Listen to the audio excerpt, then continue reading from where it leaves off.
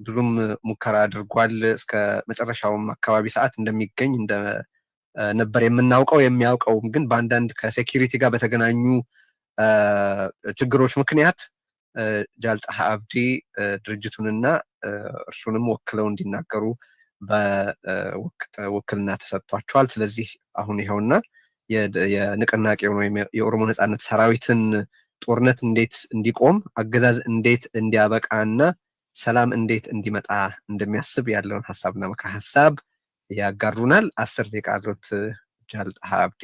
በጣም አመሰግናለሁ ስለተገኙ። በጣም አመሰግናለሁ ስለ አስተሳሰባችሁ። በመጀመሪያ የዚህን ዝግጅት አደራጆች ለማመስገን ይፈቀድልኝ። ጥሩ ሀሳብ ነው ወንድሞቹና እህቶቻችን እንዲህ ያለ ዝግጅት ማድረጋችሁ። በሁለተኛ ደረጃ እንግዲህ እንደተገለጸው የተጋበዘው ጃልመሮ ነበር፣ ሊመጣ አስቦ ነበረ ስላልቻለ የሰራዊቱን አመራር ሀሳብ ባጭሩ ለማቅረብ ተገኘሁት። እንግዲህ ፎከሱ ስለ ሰላም ነው፣ ሰላም እንዲወርድ ነው በሀገራችን። እና ስለ ሰላም ስንናገር ሁሌ ትዝ የሚለኝ እንትን አለ፣ አንድ አዋቂ ብሎ የተናገረው peace is a dream of the wise, war is the history of the world የሚል ዳንኤል ዲፎ ይመስለኛል። ሰላም በእርግጥ የአዋቂዎች የብልሆች የህዝቦችን ዓላማ፣ ምኞት፣ ፍላጎት ነው። ጦርነት ግን የዓለም ታሪክ ሆኗል። በኢትዮጵያ ደግሞ ይሄ ሁላችሁም እንደምትረዱት የተረጋገጠ እንትን ይመስለኛል። ስለ ኦሮሞ ህዝብ ትግል ብቻ ብንጀምር ከመነሻው ጀምሮ ትግል የተቋረጠበት ጊዜ ያለ አይመስለኝም። በጣም አጭር ጊዜዎች ናቸው። ቫዮለንት ነን ቫዮለንት አገዛዙ ነው እና በህዝቦች መካከል ጠላትነት የለም። ይህን ካልኩ እንግዲህ ቲሙ ሰላም ነው ብለናል። ካለው አገዛዝ የአብይ አገዛዝ ጋር ያሳለፍነውን ብዙዎቻችሁ አድማጭና ሰሚም እንደሚገነዘበው የኦሮሞ ነጻነት ሰራዊት አመራር ብዙ ደክሟል። ወደ ሰላም ድርድር ለመምጣትና ችግሩ እንዲፈታ በሰላም ለማድረግ ብዙ ጥሯል። ሽማግሌ ልኳል፣ ተማጽኗል፣ ሰብአዊነት ምን አንስቶ ተማጽኗል፣ ግን አልተቻለም እና ግድ ሆኖበት ነው ወደ ትጥቅ ትግል የተመለሰው እና ይህንን መገንዘብ ያስፈልጋል። አገዛዙ ያለው አገዛዝ በአመፅ፣ በህገወጥነት፣ በቅጥፈት፣ በጭካኔ፣ በብዝበዛ ላይ የተመሰረተ ነው። ውስጥ አዋቂዎች እንደሚመሰክሩት ዓላማቸው ይሄ ስለሆነ ጥፋታቸውንና ወንጀላቸውን ለመሸፈኛ የሚጠቀሙበት ስለሆነ ጦርነት ሰላም ልናገኝ አንችልም ማለት ነው እና war is imposed on us።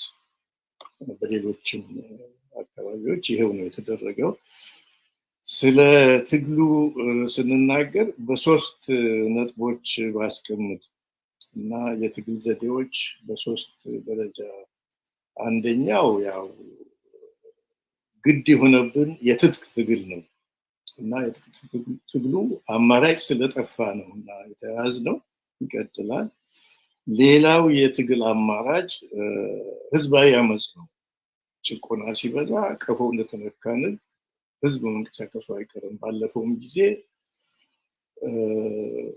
በኢትዮጵያ ታሪክ ደርሶ የሚያውቅ ጉዳይ ነው እና አሁንም ጀምሯል።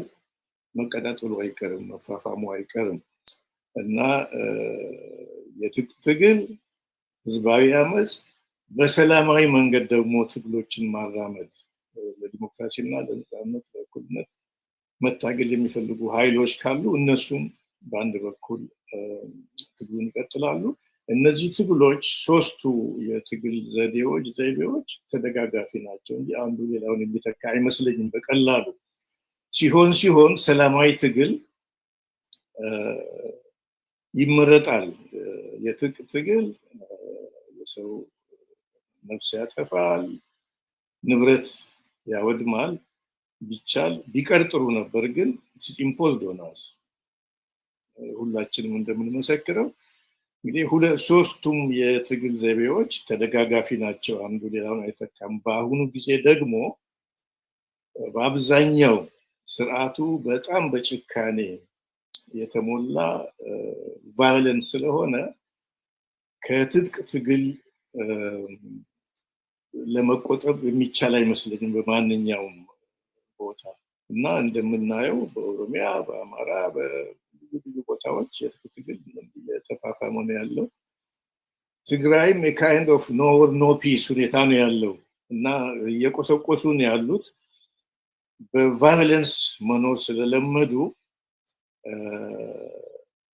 የትጥቅ ትግሉ ሊቀር የሚችል አይመስለኝም በአሁኑ ጊዜ። አንፎርቹኔትሊ መቀጠል አለበት እና ሌሎቹን ትግሎች ለማገዝ እና ለማፋፋም የትጥቅ ትግሉ የሚረዳ ይመስለኛል። ግን ትግሎቹ ችሎታቸውን፣ ስልታቸውን፣ ድርጅታቸውን ማጠናከር እና በቆራጥነት የተያዘ ያልተቆራረጠ ትግል ማካሄድ አለባቸው እና እንግዲህ የትግሎቹ ዘይቤ አንዱ ሌላውን አይተካም እና ተደጋግፈው እንዲቀጥሉ ቀጥለው ደግሞ የዳያስፖራን እና የዓለም አቀፉን ህብረተሰብ ድጋፍ እንዲያገኙ ማድረግ ያስፈልጋል። ምናልባት እንደ መጨረሻ ነጥብ ማንሳት የምፈልገው በትግሎቹ መካከል በታጋዮቹ ድርጅቶች መካከል ያለውን ግንኙነት የሚመለከት ነው። ልዩነት አለ ዴፊኒትሊ በአስተሳሰብ የትግሉ ታሪክ፣ እያንዳንዱ የትግል ታሪክ የህዝቦች ብሶት የተለያየ መሰረት ያለው ነው። ልዩነቶች አሉ። ልዩነቶቹ ግን የፖለቲካ ልዩነቶች ናቸው። በህዝቦች መካከል ምንም አይነት ጠላትነት የለም። ይሄ የታወቀ ነው። ስለዚህ ትግሎቹ ድርጅቶቹ እንዲተባበሩ መግባባት ይጠይቃል። መነጋገር ያስፈልጋቸዋል። ካለው አገዛዝ እና ካለፉትም አገዛዞች ጋር ጊዜ እና ቻንስ ሲገኝ የሰላም ንግግር ተደርጓል። አሁንም በመካከላቸው እንደው ምሳሌ እንዲሆን የፖለቲካ ልዩነቶች፣ የአስተሳሰብ ልዩነቶች በሰላም መፈታት እንዳለባቸው ለመረጋገጥ በትጥቅም ትግል ያሉ በፖለቲካም ትግል ያሉ ሁሉ በግልጽም ሆነ በህቡ እንደሚመቻቸው መነጋገር፣ መግባባት ስላለው ሁኔታና ስለወደፊቱ የህዝቦቻችን የህዝቦች እድል መወያየት ያስፈልጋል እና በመሰረቱ የፖለቲካ ችግሮች በሰላማዊ መንገድ እንዲፈቱ በሚል ነው ካለው አገዛዝ እንኳን የምንነጋገረው። በታጋዮች መካከል ለነፃነትና ለዲሞክራሲ በሚታገሉ ታጋዮች መካከል በሰላም የማይፈታ ችግር አለ ብዬ አላምንም። በግሌም ድርጅታችንም ትግላችንም ከድሮ ጀምሮ የማውቀው ይሄ ነው እና ማንኛውንም ትግል መፍታት ይቻላል። ሰላማዊ መንገድ የማይከተል በግርግር በኬዝ የሚያምን በቅጥፈት በህገወጥነት የሚያምን